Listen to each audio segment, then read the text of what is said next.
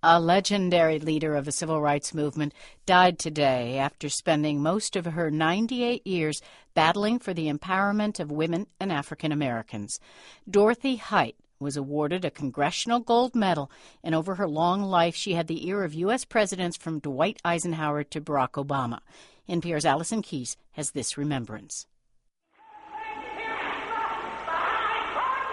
In 1963, Dorothy Height was the only woman on the speaker's platform when Dr. Martin Luther King Jr. gave his I Have a Dream speech.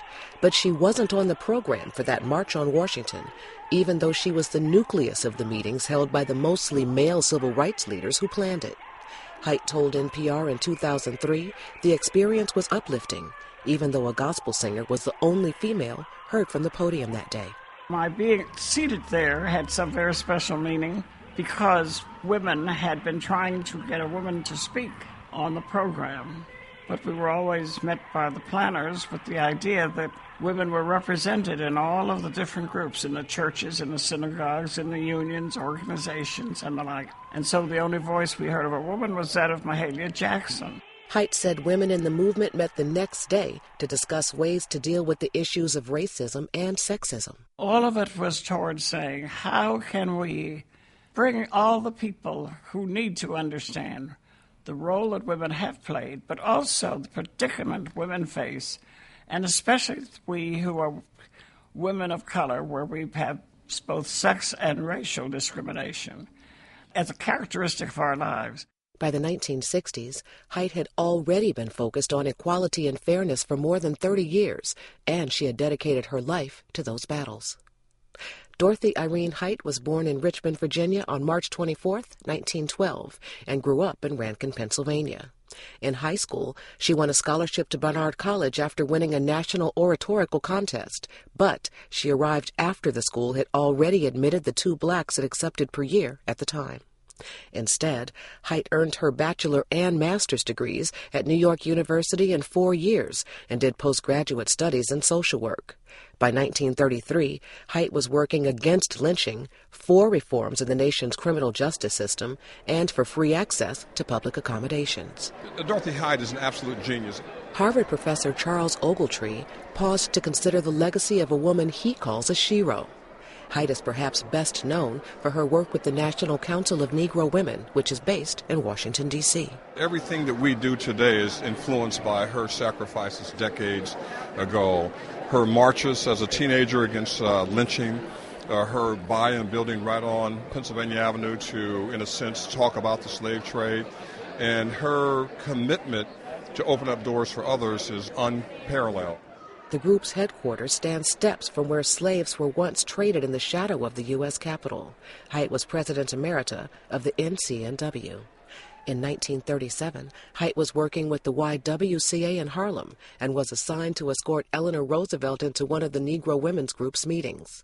NCNW founder Mary McLeod Bethune noticed Height and asked the young woman to join the organization's quest for women's rights, for full equal employment, pay, and education. In addition to Height's 33 years on the national board of the YWCA and her nearly 40 years with the National Council of Negro Women, Height also served as national president of the African American Service Sorority Delta Sigma Theta from 1947 to 1957. The tiny woman was known for her impeccable attire and her stylish, striking hats. Every black woman, it seems to me, has to see Dorothy Height as an inspiration. Washington, D.C.'s Congresswoman, Eleanor Holmes Norton, says everyone who was either a feminist or in the civil rights struggle has worked with Height. But the lawmaker says African American women were not the only ones in awe of Height. Interestingly, Dorothy Height gets the same kind of hush when she comes into a room full of white women. She was able to engender greater conversations, dialogue, communication between white and black women.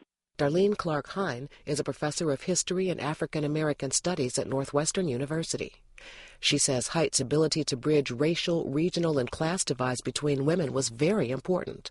But she says Height's focus on education, voter registration, and political mobilization were vital to black women, who weren't able to engage in the political process at the same level as their white counterparts after women got the vote in 1920. Dorothy Height emerged at a time when there was male chauvinism at its height.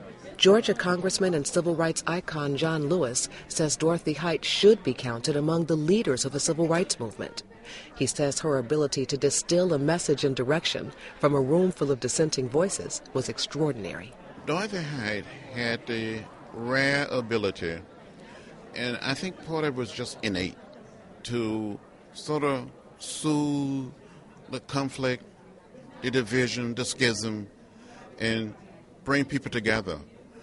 Being a woman, but more than just being a woman, she could say, "My brethren, my brothers and sisters," and people listened to her.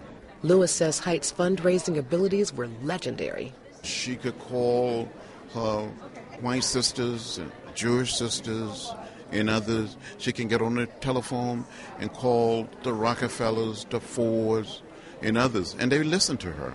Up until the end of her life, Dr. Height continued to fight for equal justice.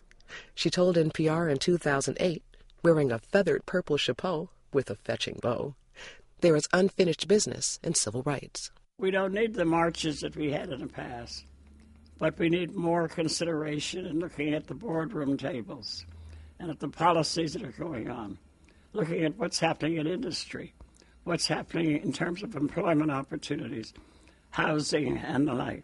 And Dorothy Height left a message for the young people she has worked with so passionately throughout her career.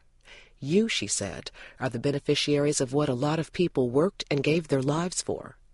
Height said it is important for the young to get organized in how they will serve others, because when people work for something bigger than themselves, there's no way they can help but grow. Dorothy Height was 98 years old. Allison Keyes, NPR News, Washington. And this is Morning Edition from NPR News. I'm Renee Monk.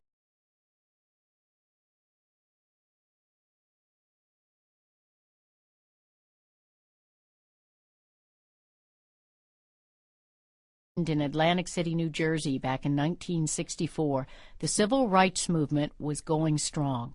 In Mississippi and many other southern states at the time, segregationists used literacy tests and intimidation to keep blacks from registering to vote.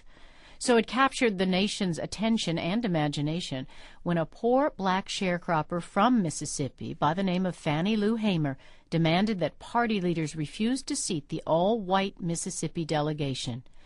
Fannie Lou Hamer belonged to the Mississippi Freedom Democratic Party. The party included whites and blacks. It said the delegation sent by Mississippi's official party was a fraud because blacks had been purposely excluded from voting. In the deep drawl of an uneducated Southern woman, Fannie Lou Hamer challenged the convention's Credentials Committee to accept her Mississippi Freedom Democratic Party as the state's legitimate delegation. The major TV networks broadcast her testimony. If the Freedom Democratic Party is not seated now, I question America. Under tremendous pressure from President Johnson to stop any disruptive protest, the convention tried to make a deal with Fannie Lou Hamer. It offered the Mississippi Freedom Democrats 2 seats to the convention, but Fannie Lou Hamer said she wanted no part of any deal. We didn't come all this way for no 2 seats. All of us is tired. That's Billie Jean Young, an author and actress who has spent the last 20 years telling Fannie Lou Hamer's story. In the end, the convention allowed 2 delegates of the Mississippi Freedom Party speaking rights and seated all the other delegates as honored guests. Ultimately, the Democrats agreed that in the future, no delegate would be seated from a state where anyone had been illegally denied a vote. 1 year later, President Lyndon Baines Johnson signed the Voting Rights Act. Among those paying tribute to Fannie Lou Hamer tonight at the Democratic Convention in Boston is author and poet Maya Angelou. She's inside me and inside all Americans, the way Patrick Henry is inside all Americans and Martin King is inside all Americans, the Kennedys. Anything that has happened here is inside us all. The stand that Fannie Lou Hamer took at that 1964 convention was the beginning of a new time when minorities and women would take power as elected officials and delegates to national conventions. She continued in the struggle for civil rights until her death in 1977. This sharecropper from Ruleville, Mississippi, has on her tombstone these words, "I'm sick and tired of being sick and tired."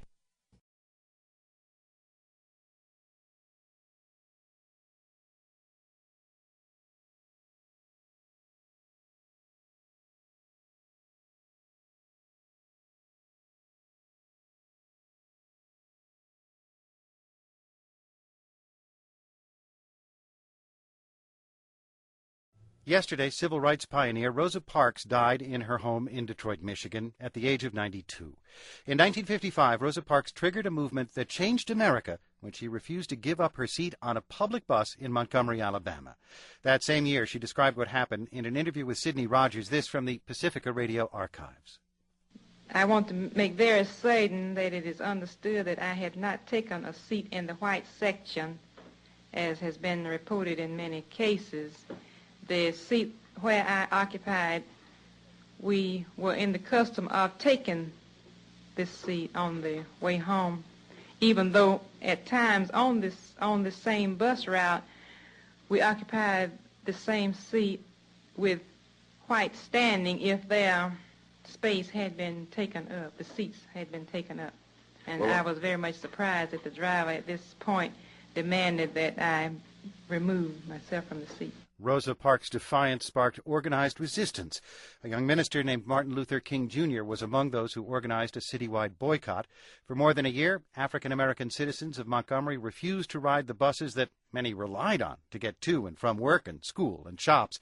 Eventually, the United States Supreme Court ruled that the segregated seating policy was unconstitutional. At the time, Mrs. Parks had no idea that her actions would ignite one of the most dramatic episodes of the civil rights movement. I think this came about because the ministers were very much interested in it, and we had our meetings in the churches, and being the minority, we felt that nothing could be gained by violence or threats or a belligerent attitude. We believed that more could be accomplished through the nonviolent passive resistance. We had no quarrel with anyone. We only want to stop riding the buses until we are treated as any other passenger. Rosa Parks, speaking in 1955, she died yesterday at the age of 92.